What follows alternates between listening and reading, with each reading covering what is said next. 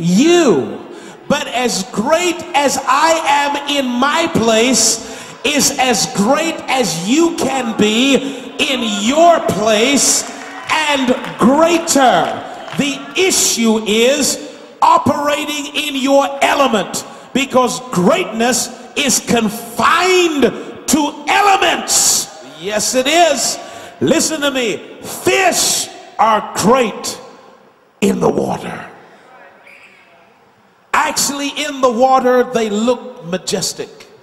They look regal. They look powerful, and they look awesome. They can do things that I wouldn't even think about. And I would stand in the aquarium and I would watch fish do their thing and think, wow, look at the power of that creature. Look at the abilities of that creature. Amazing. Take the fish out of water. What do you have? A meal. No. Okay, let's get back on it. Take the fish out of water, and instead of generating awe, it generates your sympathy, your pity. It looks pathetic. It's flapping around. It's not getting anywhere. It's helpless. It's hopeless. And it generates your hunger. You look at it and you think, you need to die.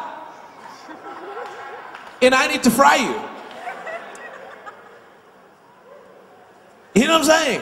That's how you start feeling. Why? Because it's out of its element. The same is true of a bird. A bird is awesome. A bird is powerful. In the air. Take that bird, tie its feet together, put a rock on the end of the string, throw it in the sea. Now the bird's trapped in the ocean. Do you think the bird looks regal anymore? Powerful anymore? In control anymore? No. Now that bird generates your sympathy. You want to free it. You want to start a charity. You want to liberate the animals. It's cruelty to take something out of its natural element for which it is gifted, and to subject it and force it to live in another set of conditions. And guess what? We need a charity to liberate human beings who are being subjected to elements that they are not gifted for. They are drowning, they are dying, they are sinking. They don't look glorious, they don't look majestic, and don't look powerful. Why? Because they are forced to survive in systems that God never made for them. Are you hearing me today? Listen to me. The moment you find your element, you find your glory. When you find your element, you find your shine.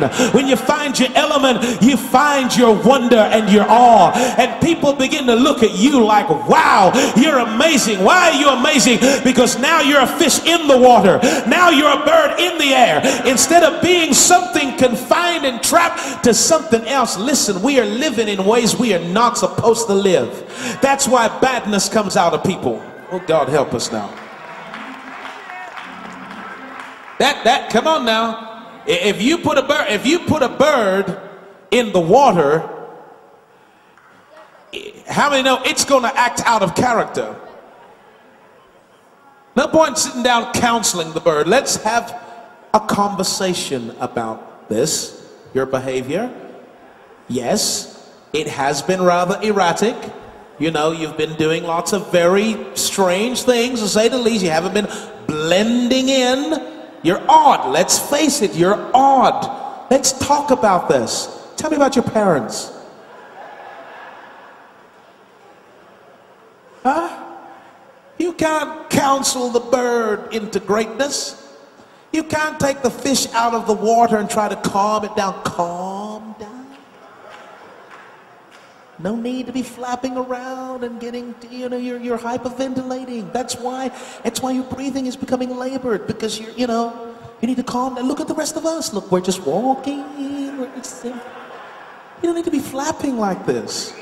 Listen, no amount of counseling, no amount of coaching, no amount of psychotherapy is going to help that fish, because it don't belong there. God help. I wish we had ears to hear this. Come on now. Some of you just like this. You're in careers, you don't belong there. You are clean out of character, out of place. There's nothing they could ever do to make you fit, because you don't fit there. Because something in your mind is bigger than the little environment they're trying to squeeze you in. Are you hearing me today? Something in your heart is bigger than the little role that they're trying to squeeze you in. Come on now, some of you living in neighborhoods and in situations that just don't fit you anymore, don't suit you anymore, because you've outgrown it, you've grown beyond it, and now you belong in another element. Listen to me, until you find your element, we'll never see how beautiful you are, we'll never see how glorious you are, we'll never see how competent you are until you find your thing. So instead of trying to do my thing, why don't we just decide to each do our own thing? Come on now, instead of trying to do my thing, you just go ahead and do your thing, because I ain't never going to be better than you at doing your thing, and you'll never be better than me at doing my thing, and you don't need to compete with anyone else. You can just begin to raise the bar yourself and say, this gift I have in me is my vehicle, it is my ticket, it is my car, it is my opportunity, it is my options. It will bring me before great people.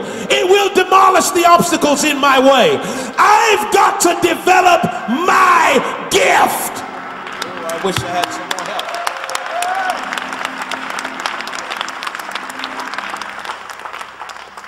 I love the way y'all do it, you know. It's really nice, Bish. I like that. It's nice. Bish, that was a good sermon on Sunday. Yeah. Yeah. I'd like to believe that there are some of us who are going way beyond that and actually realizing that God is graciously giving you a set of keys to a vehicle that will take you anywhere that you want to go. So I'm going to close on this. I'm going to close on this and say this. Number one, your gift must be discovered. You must discover your gift.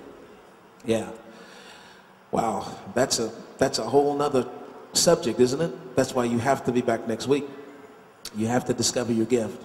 Number two, you have to develop your gift. This is one big problem. You know what people do when they get to developing themselves? They look for everywhere that they're weak. I don't know nothing about that, and I can't do this, so I'm going to develop myself in that area. Listen to me. You have weaknesses within the arena of your dominant strength. And it is those weaknesses that you should seek to develop. The weaknesses that exist within the arena of your strength. Because you know what? In order for your gift to make room for you and bring you among great people, you can't just be good at it. You've got to be great at it. You can't just be good. You have to be brilliant. You have to aim for the mastery. You have to go for the gold, go for the top. You are not even going to make a bronze medal if you are aiming for the bronze medal. You are not going to make a bronze medal if you are not first aiming for gold. Everyone that achieved a bronze was aiming and practicing and rehearsing for gold. And everyone else lost. It's never gold, silver, bronze,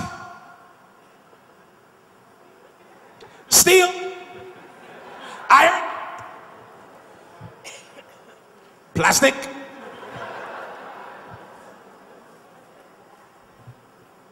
Huh? It doesn't work like that. You only have winners in this and losers, and the winners represent a tiny fraction of those people who are in the race. So the fact is that if you are not aiming to win your race, then actually you are going to lose your race and get lost in the crowd of losers who remain nameless. You don't even know who the other runners were. You only know the names of the gold, the silver, and the bronze. I wish I had some help here today. So, develop your gift. Develop yourself in the area and the arena of your strength. Develop the weaknesses that exist within your strength. Get great where you are currently good. Make it your business to become brilliant at being who you really are. Then you got to deploy your gift. That means that you now must use your gift strategically. Not just about using your gift as and when, but strategically using your gift. Oh God, if I had